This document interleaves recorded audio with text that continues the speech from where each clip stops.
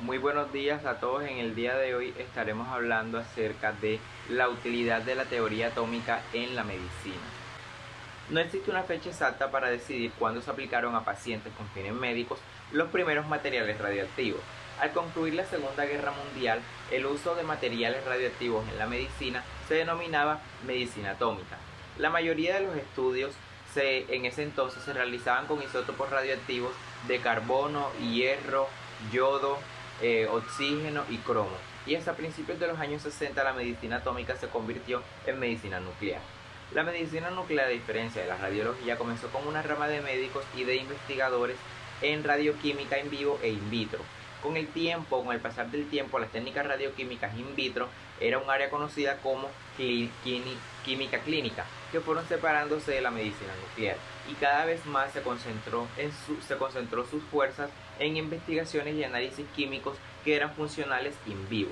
Las ciencias básicas como la física, la química, la radiología, en ese orden histórico, son el corazón de la revolución del conocimiento que se está llevando a cabo en este siglo. Y gracias a la bioquímica podemos afirmar de que sus ramas afines han acumulado grandes conocimientos sobre la estructura de varias proteínas de receptores celulares como pueden ser membranas, citoplasma, sobre la síntesis de los ácidos nucleicos, sobre varios mecanismos enzimáticos y sobre controles metabólicos o conocimientos que hoy podemos utilizar en beneficio de la humanidad.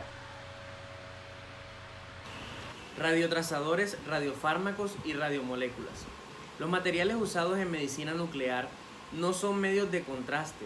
Los radiotrazadores, radiofármacos o radiomoléculas, en esta revisión los denominaremos radiofármacos. Ideales deben cumplir con ciertas características en las que se encuentran las siguientes. Primero, deben ser fisiológicamente inocuos. Segundo, no deben ocasionar efectos tóxicos. Tercero, no deben producir efectos farmacológicos. Y cuarto, no deben desencadenar reacciones alérgicas, alteraciones hemodinámicas ni osmóticas. Los radiofármacos se administran casi siempre por vía endovenosa y menos frecuentemente por vía oral, ventilatoria u otras vías. Existen radiofármacos que nos permiten caracterizar directa o indirectamente ciertas patologías, como lo son el Octreoscan, que nos permite localizar los receptores de somatostatina, la glucosa marcada con flúor, que refleja el metabolismo de la glucosa posterior a su administración, y la meta-iodobencilguanina, que se utiliza para caracterizar mecanismos neuronales de captación. El diagnóstico médico. Comenzó formalmente la historia del diagnóstico médico cuando los sanadores sintieron la necesidad de una palabra técnica para designar la pesquisa y el logro de un conocimiento más o menos cierto de la enfermedad a que habían de atender, la cual no aconteció hasta que los médicos hipocráticos hicieron profesionalmente suyos dos vocablos del idioma que hablaban: el verbo diagnoskein, que significa distinguir o conocer, y el sustantivo diagnosis.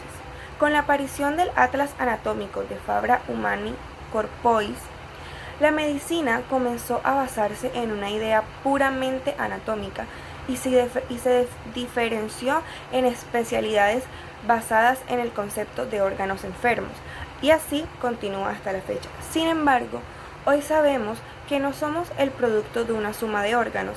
Sabemos que cualquier subparte, ya sea una micromolécula o una macromolécula, que forme finalmente a un organismo, o cualquier cosa formada por organismos, no es un sistema aislado que tiende el caos. Esto se puede entender en la segunda ley de la termodinámica. Gracias a la constante producción de energía del caos surge el orden, y los átomos forman micromoléculas exactas, por ejemplo, azúcares, ácidos grasos y aminoácidos y nucleótidos, y las micromoléculas forman macromoléculas, como son los polisacáridos, las proteínas y ácidos nucleicos, que pueden formar genes, que finalmente evolucionan a células, y las células forman tejidos y estos órganos. Los órganos forman sistemas y organismos complejos, como cada uno de nosotros, y los organismos evolucionan a ecosistemas, y a su vez estos evolucionan a sociedades que se expresan finalmente como economías. El concepto anatómico de lo que somos puede antojarse un tanto primitivo, al igual que al suponer que enfermedades como las neoplasias sólidas pueden clasificarse fácilmente en grandes grupos. Un tumor maligno no es simplemente una masa. La caracterización bioquímica adecuada de procesos patológicos como los oncológicos puede ser económicamente importantísima, ya que en muchísimos casos un estudio de medicina nuclear molecular puede evitar procedimientos quirúrgicos de intención curativa, sumamente agresivos y costosos, que son innecesarios, ya sea porque el tumor no sea maligno o porque el tumor maligno ya se encuentra en un estado muy avanzado. El cáncer no es una cosa, sino un proceso químico-fisiológico producto de la evolución genética y que además es específico para distintas especies animales. Entonces, como puede apreciarse, la medicina nuclear molecular puede proporcionar una información de caracterización bioquímica, la cual es suficiente para evitar procedimientos quirúrgicos que son innecesarios. Diagnóstico y medicina nuclear molecular.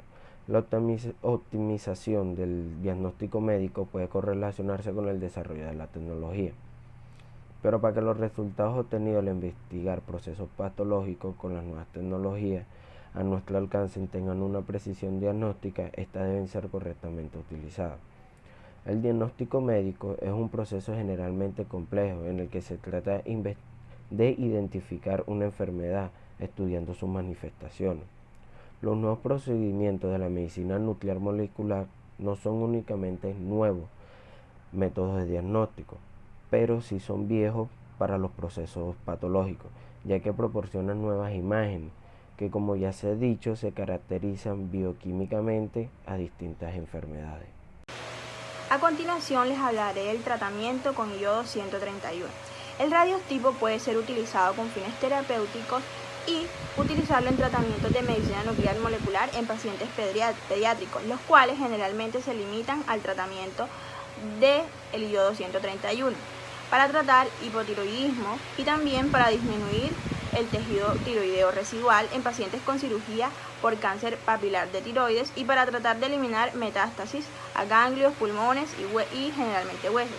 Gracias a la emisión gamma proveniente del núcleo de los átomos del iodo 131 es posible detectar la distribución del cáncer en el organismo.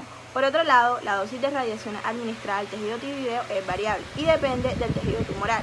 Si se extiende la dosis requerida puede aumentar el riesgo de metástasis, ya que se expone al paciente a las radiaciones. Los efectos secundarios y adversos que suelen manifestarse son dolor, molestias, incluso náuseas. Sin embargo, generalmente se debe a la dosis alta de iodo 131.